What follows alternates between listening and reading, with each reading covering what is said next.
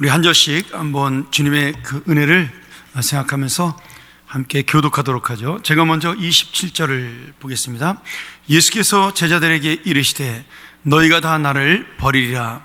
이는 기록된 바 내가 목자를 치리니 양들이 흩어지리라 하였음이니라. 그러나 내가 살아난 후에 너희보다 먼저 갈릴리로 가리라. 베드로가 여짜오되 다 버릴지라도 나는 그리하지 않겠나이다. 예수께서 이르시되 내가 진실로 내게 이르노니 오늘 이 밤 닭이 2번 울기 전에 내가 3번 나를 부인하리라. 같이 봅니다. 베드로가 힘있게 말하되 내가 주와 함께 죽을지언정 주를 부인하지 않겠나이다 하고 모든 제자도 이와 같이 말하니라. 아멘. 우리가 이 세상에 살면서 그 다른 사람이 나를 속이는 것을 깨달을 때가 있습니다.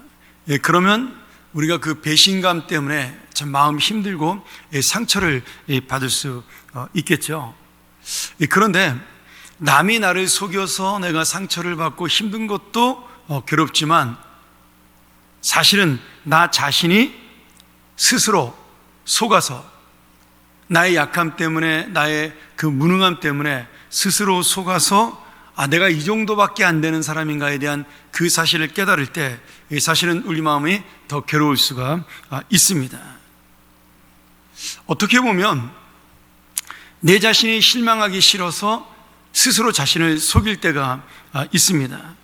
다른 사람에게 보여주기 위해 자기 자신을 속일 때도 있지만 내가 이것을 내려놓는 순간에 이것을 믿지 않는 순간에 내가 오히려 잘못된 인생을 살아왔다는 그 실망감이 생길까봐 알면서도 스스로 속는 경우가 있다. 우리는 그럴 약한 존재라는 사실을 인정할 수 있어야 합니다.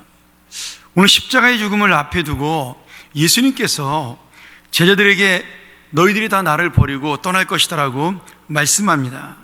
근데 제자들이 이 사실을 듣고 말도 안 된다고 생각을 한 거죠. 왜 우리가 예수님을, 선생님을 떠나겠습니까? 특히 베드로는 성격이 급하고 나서기 좋아하니까 그 앞에 서서 대표적으로 이렇게 이야기한 겁니다. 내가 주님과 함께 죽을지언정 주를 부인하지 않겠다. 이렇게 고백을 했습니다. 지금 예수님께서 십자가 달려 돌아가시기 이전에 이 제자들의 고백을 듣게 됩니다. 최후의 만찬을 하고 제자들의 고백을 듣고 그리고 마지막에 겟세마네 동산에 가시게 되죠.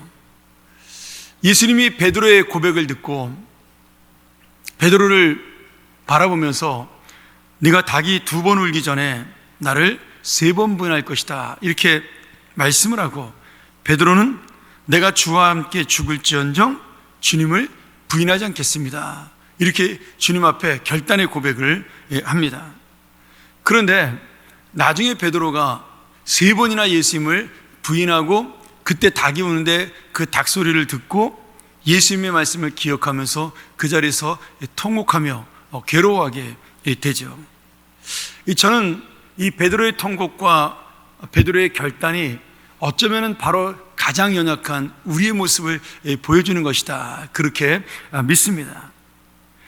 이 베드로가 내가 죽더라도 주님을 부인하지 않겠다라고 그렇게 장담했지만 실제 예수님이 잡혀가서 이제 신문을 당하고 긴박한 순간이 되자 자기가 맹세했던 그 문제조차 그 사실조차도 기억을 하지 못하고 생각하지 못했던 베드로의 연약함이 바로 우리의 모습이라는 사실이죠. 사실 베드로뿐 아니라 말을 하지 않았을 뿐이지 다른 제자들도 모든 제자도 이와 같이 말했다라는 말씀을 통해서 베드로의 말 다음에 내가 죽을지언정 주를 부인하지 않겠습니다라고 베드로가 먼저 고백을 하고 그 다음에 모든 제자도 선생님 저도 그렇습니다. 모든 제자가 다 똑같이 주님 앞에 그렇게 고백을 한 것으로 성경은 말씀하고 있어요. 그런데 베드로나 우리나 똑같습니다. 이런 상황을 만나기 전에 이런 현실을 만나기 전에는 내가 상상할 수도 없었던 내 자신의 연약함을 내가 무너지는 모습을 이런 현실 속에서 만나게 되고 깨닫게 되면서 내가 이 정도밖에 안 되는 사람인가, 그러면서 스스로에 대해서 분노하고 화를 내고 그리고 실망하면서 우리가 어떻게 보면 우리 삶 자체가 굉장히 연약한 자의 모습으로 떨어지게 됩니다. 여러분, 이게 우리의 사실은 근데 진짜 모습인 거예요. 우리가 우리 자신의 모습에 대해서 실망할 수는 있지만 그게 당연한 겁니다. 우리가 사랑을 맹세하던 젊은이들도 시간이 지나면 1년도 지나지 않아서 너 죽네 나 죽네 그렇게 사는 사람도 있고요. 정말 수십 년을 살면서 저 사람은 절대 그렇지 않을 것이라고 생각했던 사람들조차도 우리가 배신하는 경우를 종종 볼 수가 있습니다. 그리고 내가 은혜를 받을 때 정말 하나님 앞에 나는 이렇게 하겠습니다라고 결단했던 내 모습이 현실과 부닥치면서 그냥 그것을 잊어버리기도 하고, 아니면 내가 언제 그러냐는 듯이 나 자신에 대해서 넘어지는 경우도 너무나 많습니다. 그렇기 때문에 내가 주님 앞에 결단을 고백하고 그 고백한 대로 살 수 있는 것은 결심으로 되는 것이 아니라 내 연약한 어떤 내 마음가짐으로 되는 것이 아니라 내가 진짜 하나님의 뜻이 무엇인지, 그렇게 했을 때 나에게 주어지는 하나님의 은혜가 무엇인지를 내 마음속에 만날 수 있을 때, 느낄 수 있을 때, 깨달을 수 있을 때 그것이 가능하다라는 거죠. 오늘 여러분, 베드로는 저희들 마음속에 다 조금씩 그런 것이 있고 저도 그렇습니다만은 나보다 뛰어난 사람은 없다라고 생각을 한 겁니다. 말은 그렇게 안 하죠. 말은 그렇게 안 해요. 그런데 은연중에 우리의 생각 속에 나 정도면 괜찮다, 나 정도면 내가 정말 믿음이 괜찮다, 이런 생각이 들 때가 있습니다. 또 그럴 수 있는 게 이 베드로하고 요한, 야고보를 예수님께서는 특별히 사랑해서 어디 가든지 제일 먼저 우선적으로 데리고 갔고, 그 중에 가장 대표적으로 베드로를 항상 예수님이 챙겼기 때문에 베드로는 자기도 모르는 사이에 내 믿음이 이 사람들 중에는 그래도 가장 난 믿음이 아닌가, 아마 스스로 그렇게 생각을 했던 것 같아요. 그래서 먼저 나서는데 항상 주저함이 없었던 거죠. 여러분, 다 버릴지라도, 이 다 버린다라는 말 속엔 지금 누구를 말씀하고 있는 거예요? 여기 제자들하고 자기밖에 없는데 지금 이 사람들한테 하는 말 아니에요? 얘네들이 다 버릴지라도 나는 주님을 떠나지 않겠습니다. 자기도 모르게 이미 교만하고 이미 남보다 내가 더 믿음이 좋고 나는 더 뛰어난 헌신을 하고 있는 너희들과는 다른 사람이라는 사실을 은연중에 다 버릴지라도라는 이 단어 속에 보여주고 있는 것이죠. 자신도 모르게 그 말이 튀어나온 것입니다. 그래서 우리가 이 베드로의 이 고백을 보면서 결단하기도 쉽고 내가 주님 앞에 약속하기도 쉽지만 그것을 지키고 실천하는 것은 참으로 어렵다는 것을 우리가 신앙생활을 하면 할수록 깨달을 수 있어야 하는 겁니다. 예수님은 십자가를 지는 것을 당연하게 생각을 했어요. 그리고 하늘나라에서 이 땅에 내려오실 때 이미 그것을 전제와 목적으로 내려오신 겁니다. 그런데 그 순간이 현실적으로 닥쳤을 때 예수님에게도 인간적으로 고민이 됐다라는 거죠. 결국 예수님도 이 겟세마네 동산에서 땀방울이 핏방울이 되도록 기도하면서 그 결단으로 끝나지 않고 약속으로 끝나지 않고 그것이 삶으로 실천으로 움직이기 위해, 몸이 움직이기 위해서 그도 눈물로 주님 앞에 기도하며 나아갔다라는 이 모습이 바로 우리가 지금 가야 될 모습을 말씀해주고 있는 겁니다. 우리의 힘으로 할 수 없다라는 거죠. 우리의 능력으로 이 결단을 지킬 수 없다라는 겁니다. 우리 속담에도 작심삼일이라는 말이 있지 않습니까? 그게 왜 생겼겠어요? 사람이 그만큼 연약하다는 사실을 보여주기 위해서 생긴 말인 거죠. 제가 고3 때 저의 연약함을 참 크게 깨달은 적이 있습니다.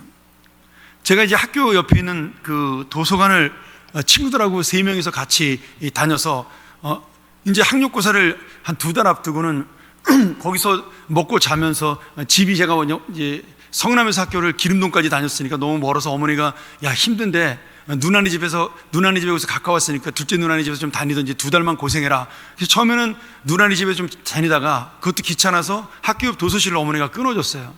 근데 우리 셋이서 제일 친한 친구들이 매일같이 밤 10시까지 학교에서 자율학습을 하고 그리고 도서실로 갔습니다. 근데 지금도 있나 모르겠어요. 기름시장 내려가는 길에 오락실이 하나 있었습니다.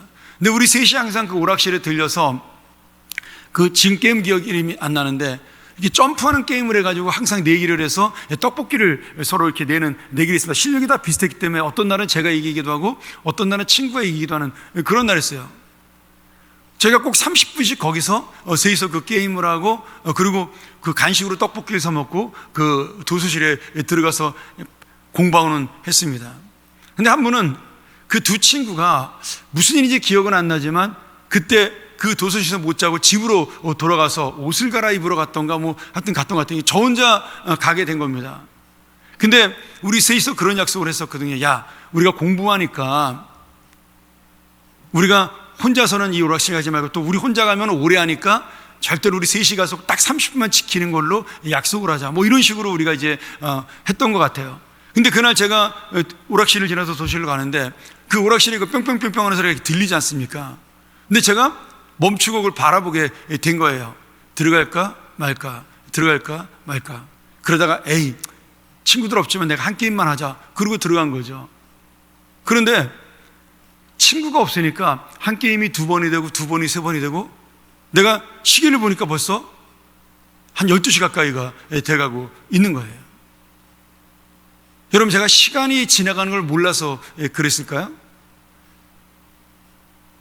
제가 그때 야, 이거 내 힘으로 할 수 있는 게 없구나라는 거를 어린 시절이지만 깨달았습니다. 그래서 그 다음부터 그런 일이 생기면 그쪽 길로 안 가고 돌아서 다른 길로 해서 도서실을 갔던 기억이 납니다. 아예 그쪽으로 지나가지 않아야 내가 넘어가지 않겠다. 여러분, 이게 부끄러운 저의 어릴 때의 고백이지만 우리 마음속에 조금씩은 다 이런 부끄러움들이 있다라는 거죠. 베드로는 예수님을 배신하는 부끄러움을 가졌지만 나는 내 스스로를 속이는 부끄러움을 가질 수밖에 없었던 연약한 존재인 겁니다. 오늘 여러분, 나중에 베드로가 자신의 연약함을 깨닫게 돼요. 그래서 예수님이 부활한 다음에 다시 만나게 되지 않습니까? 그때 베드로가 예수님 앞에 제대로 얼굴을 들지 못했어요. 예수님이 베드로에게 네가 나를 사랑하느냐 이렇게 물어봤을 때 베드로가 대답을 못했습니다. 그래서 제가 정말 주님을 사랑합니다. 옛날에 베드로 같으면 그랬을 텐데 그렇게 하지 못하고 뭐라고 말씀해요? 내가 주를 사랑하는 줄 주께서 아십니다. 이렇게 예수님에게 자기의 사랑의 그 마음을 맡겨요. 왜냐하면 자신이 배신할 걸 예수님이 알았기 때문에 지금 예수님께서 내가 진짜 예수님을 사랑하는 줄 아니면 덜 사랑하는 줄 예수님이 내 마음을 아신다라고 베드로가 아니까 그 사랑의 척도조차도 자신이 갖고 있는 마음의 척도조차도 예수님에게 맡겨버리면서 대답을 한 것입니다. 여러분, 이 순간에 그런 베드로가 자신의 연약함을 주님 앞에 고백하는 그 순간에 베드로는 진정한 하나님을 따르는 자가 무엇인지를 결단하는 믿음을 진짜 갖게 된 것입니다. 오늘 여러분,